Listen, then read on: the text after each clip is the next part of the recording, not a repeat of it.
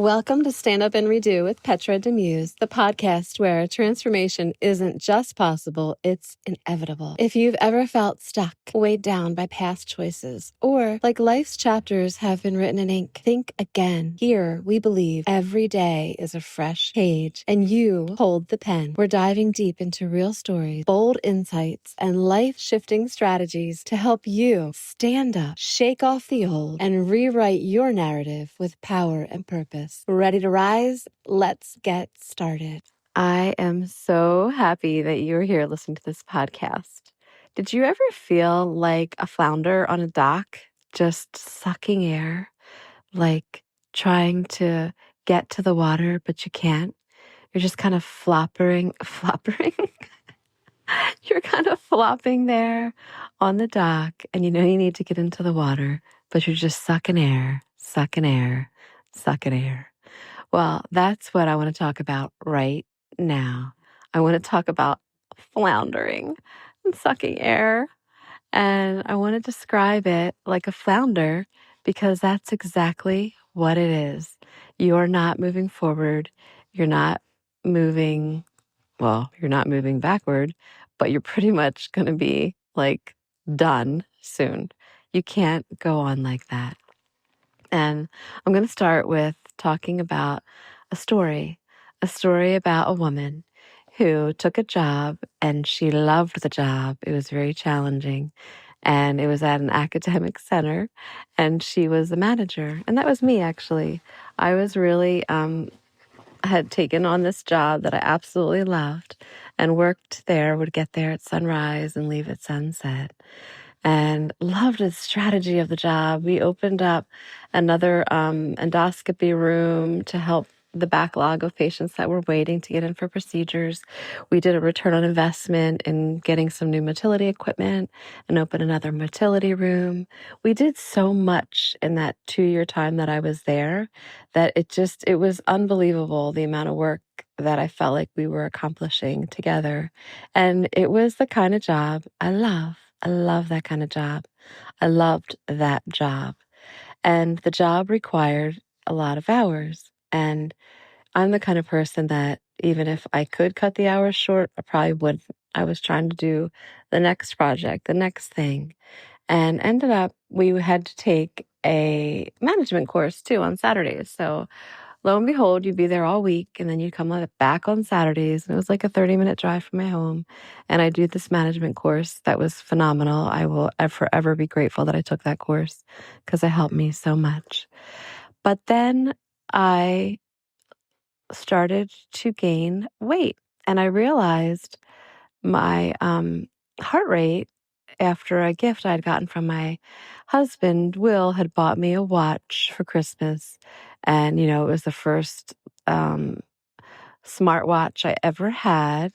It was the Android. I forget. Oh my gosh, what is the name of that watch? I forget. But I had one of those watches and essentially was able to watch my heart rate. And my resting heart rate before I took that job was 65. It was under 70. And all of a sudden I noticed, and this was after I had slowly put on weight. I think I went from 155 pounds to 189 pounds. Yes, I gained that much weight in that short a time because I was not exercising. I gave up my identity as far as anything outside of that job. I'm a runner, I'm a hiker, and I just stopped. I like to lift weights a little bit. I'm making myself do it more, but I had just stopped. And my whole body composition changed. I had this tire around my waist that I never had before. Even when I would get heavier, I usually didn't have that. And it was, my cortisol levels were high. I wasn't doing any exercise at all. I would just wake up, go to work. And the job was we would walk to meetings. Walk to a meeting, sit there for an hour, walk to another meeting, sit there for an hour, walk to another meeting. It was just meetings, meetings, meetings, and no movement, no movement. It wasn't like when you're a nurse on the floor doing patient care and you're running all around. Well, I had a resting heart rate of 88. Yeah. that freaked me out. And I looked at it for a little bit, and I looked at it for a little bit, and I kept thinking about it and kept thinking about it. And I already would come home so late, like 7 or close to 8 sometimes, and my husband would be, he would actually be in his cozy clothes watching prime time. And I'm not a big just come home from work and sit on the couch person, so I would often want to do something active. Well, at the same time, my dogs, I didn't have any dog. Our dog Buddy had died, and Buddy was my hiking partner. Buddy was a 10-year-old Roddy Dobie mix who was absolutely gorgeous, and he died of cancer. So even the last like 3 months of his life, he had grown this large tumor on his foot and had had lung cancer as well. We didn't know he had multiple myeloma. Or no, I'm sorry, not multiple myeloma. He had lymphoma, and it had gone into his lungs, which we didn't even know he had lymphoma, which was heartbreaking. And then he gotten this large tumor on his foot, so he had died. And I didn't have a dog. I didn't have a dog, which sounds such a baby whiny thing. Like, oh, woe is me. I don't have a dog. So if I have a dog, and even if it's dark, I'll come home and I would walk the dog. Well, I was floundering. I was floundering. And it got to be to the point where I was talking with my husband, and it was hard to decide. I said, I need to stop being in management for a while. I said, when I'm in management, I always work these long hours and I can't stop working these long hours. So he's like, well, why don't we just look for another job? And I knew we had just gotten this large mortgage, and a lot of our income was dependent upon me. And that new mortgage that we just got was dependent on me to pay it. And I was afraid to leave the job for money. But I did it. I took a huge pay cut. And I got a job as an OR nurse at a little hospital like 10 minutes from my house. And here I am, close to 50 years old, starting a whole new nursing career. I had done endoscopy nursing, procedure nursing, and med-surg nursing, and even worked a little bit in PACU, but and PCU, but had never done OR nursing. And OR nursing is its own specific type of nursing. And I felt so blessed and fortunate that even everyone kind of embraced me, but they had to train me. Like they had to train me from ground zero. Well, not ground zero, and I loved it. I loved OR nursing. I got out at like 3:30 or 4. I started running. I lost 20 pounds. That 20 pounds that I had gained, or I'd gained more than 20 pounds. My resting heart rate, I started running again in the woods. My resting heart rate went back down to 65. And I got a dog, Inky, and she was my running partner. And I was swimming again. I was swimming, wasn't floundering. And I think about floundering and sucking air. And the reason I brought this up is because that's what I'm doing right now. I'm floundering. I'm literally sucking air right now. And I think the reason I am is this. This is exactly what happened. Last year, and I think I talked about it probably over and over again. Last year, I had some things happen last February. My son had just moved out with his girlfriend, and he took my dog with him, my dog Inky. And he took her because she fell in love with his dog, and I was always dropping her off at his house anyway when I traveled. And then I broke up with a guy that I had been dating, which, that happens, right? And so the whole year was just me traveling for work alone. I travel for work and coming home to just being alone a lot more than I've ever been used to in my whole entire life. And now I got to the point where I don't have a dog anymore, and had started working out in probably September, October, November, December, really aggressively at the gym. I started going more and lifting weights, and when I would travel, I'd go to the weight room, and I was not riding my bike as much, but walking at least 3 miles, probably 4 times a week at least, and then running some too. Running a little bit and walking. or going on a bike ride if someone would go with me. But like, that's what I was doing, and I felt really good. Mid-December, I was like getting really muscular, and I could see muscles in my abs really strong, and I could see muscles in my back and my arms. And then I just stopped. I stopped at mid-December, and I really got more into making the YouTube videos that I started. I started this podcast in July, and then I started the YouTube videos in 3 months ago. And I am very strategic, and I decided to do a lot of research and try to make YouTube videos take off because I thought this is really fun. It's so creative, and I'm really enjoying it. So now what I started doing on the weekends, like today, I went in and for 5 hours revised these really neat, well, not neat, but revised some YouTube videos I did on dating because they were so raunchy that now I'm putting them out. And I thought, what a good time to put them out in February because it's Valentine's Day, February 14th. So the whole month of February, my podcast is going to be about dating. But of course, dating is a specific topic that I know a lot of people, that's all they talk about every single week.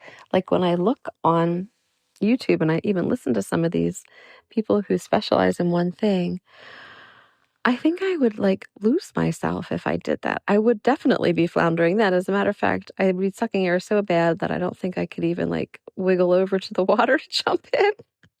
And I know that with YouTube, you're supposed to be very specific with what you do your topic on. And I also did some research because I'm a over 50-year-old woman on what over 50-year-old women like to look up on YouTube. And it was fashion. Oh, I was like, fashion is not my thing. So there you go. If you're starting a YouTube channel and you're over 50, you really might want to get into one on fashion. But it was about fashion and health and, beauty tips and makeup. And I'm like, oh my gosh, that is not my personality. So I'm not going to do that. But I will interweave some stuff like that in. But I know I'm supposed to be extremely specific to be successful. That's what it seems to think. And that's actually what I see. Like a lot of the people that who I watch are specific to their topic. Like I'll be honest, with my favorite YouTube videos, I am obsessed with Nikki Daventhal. I have watched her since she lived in her Prius, like years ago. So I remember first watching her the first year she came out. My son told me there's this woman that lives in a Prius, Mom, on YouTube. And I turned it on. And I fell in love with the show, fell in love with watching her just do. And I realized I just liked to watch her out in nature because she lived in nature, essentially. She slept in her car and she'd wake up and she'd have to make her coffee like outside. So she'd make her coffee, and her whole life, as I watched her YouTube videos, my favorite ones were about her just setting up camp somewhere and experiencing that. And then she changed her format as time went on. She lives in a Mercedes Sprinter van. She's upgraded, of course. Hopefully she would. And she now bought a house. So you're watching her build chicken coops and stuff in her backyard. But her format has changed, and I find myself not watching it as much. I find myself not tuning in because she went from that what I could count on seeing every week was her camping. And then I loved this guy, Primal Outdoors, and I would watch him camp. He camped first in his Ford F-150, and then he got this pool behind thing that he camped in for a while, and then he redesigned this van. And then I watched him faithfully until he changed his format. And he changed his format when his girlfriend, that I didn't even know he had, got into a car accident. And he lost me with that. Like, I hate to say he lost me with that. It's heartbreaking, but his format changed a little bit. And I stopped being faithful to his show. Well, now I notice and his two dogs died. I love too. He had two dogs. Oh my gosh. They were oh my gosh. One was Dixie. Anyway, so he had two dogs and they died. And then he ended up I couldn't get back into his show. Well, I loved his show. And I went back to just kind of look at it again. And it looks like he has a lot of more camping things with his dog. And now there's some other woman on his show which is okay because everybody, I don't know if they're in a relationship or not. I think they are. I haven't really watched it, but I went back just to get a glimpse of what's going on because I want to start watching his show again because it calms me down. And then, but it's funny because my thought process about what I want to do with YouTube is I really wanted to do interviews and I still want to do interviews with people, but I want to travel. I want to be around and I don't see myself just sitting every week recording myself talking because I think that's where I'm floundering. It's not going to bring me joy. And my goal with this YouTube channel is to feel successful, of course, but I want to feel joyful too. So you're going to see a little bit more of me making videos now of not just me talking on the YouTube channel, but of maybe me doing my travel tips. I have a bunch of really neat travel tips. I want to combine them into some videos and I want to put those up on my YouTube channel. And I thought I'll start doing that, making just short little, maybe like 4 or 5 minute videos with travel tips on them. And just every week put one of those out. But then also still have the heartier, more deeper interviews with people that are meaningful because I really do want to interview people that have changed their lives or done something different. Like what I just explained about the job change and dropping 20 pounds and getting my heart rate back down to 65. And I want you to think about that. Whatever life you're living, wherever you are, whether it be a job, whether it be that you're in a rut that you can't get out. You know, you're in a rut of just coming home and having a couple glasses of wine and watching prime time, and you've given up things that were important to you.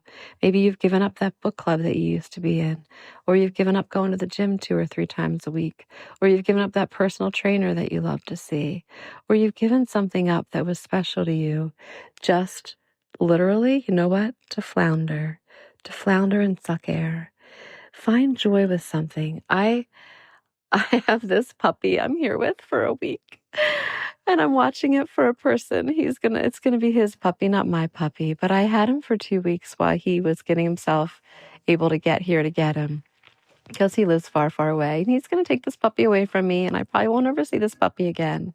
But he said something very kind to me. I was telling him on the phone yesterday. I said, I'm really going to have a hard time. I'm going to have a hard time giving him up. And he was so kind. He just said, Petra, you've invested time into this puppy. You know this puppy. I've only had him for a week. But he's like, if you want to keep him, you keep him. And I just felt like his kind words made me realize I can't keep him because I have a job where I travel. I just can't right now. Someday I will have a dog again, but right now I can't. But it also made me realize I'm sucking air and I'm floundering because I'm editing these YouTube videos I'm doing of me sitting, talking, and I need to change the format to be something alive, something that I love on those YouTube videos. And I do travel a lot and I really love travel, but I have to figure out how to incorporate something of interest to other people in the videos. But I also want to travel. And when I travel, I want to dive into real people's lives, not just like giving you the surface stuff, but diving into like something big about them, about even one person that gives you just an idea of what one person's life is like, what one person's struggles were like. And I also want to do traveling reels or traveling videos, I guess. I don't know if they're called reels on YouTube, but I'm really excited about just moving forward and making this a joyful thing and jumping back in the water and getting off the dock where I feel right now that I'm sucking air and floundering and I need to change something. I need to change something and I need to do it quick because my resting heart rate is going up to 85 again. So I need to jump in the water and swim. But I just had to share this with you. And I want to encourage you to not flounder and to swim. And my stand up and redo is that I'm going to swim. Thank you. Hi, I'd like to give credit to Sarah Gephardt for the cover page of this podcast. This podcast is a work based on the personal experiences, reflections, and memories of the speaker. The events described are true to the best of the speaker's knowledge and recollection. Some names, locations, identifying characteristics, and timelines have been changed or altered to protect the privacy of the individuals involved. In some cases, composite characters have been created or dialogue has been reconstructed based on memory. The intention of this podcast is not to defame, malign, or harm any individual or entity. Rather, it is to share the speaker's journey with honesty, vulnerability, and integrity. Any opinions expressed are solely those of the speaker and are not intended as statements of fact regarding any person, group, or organization. Listeners should keep in mind that human memory is inherently subjective and selective, and while every effort has been made to ensure accuracy, this podcast reflects the speaker's perspective and truth. Thank you.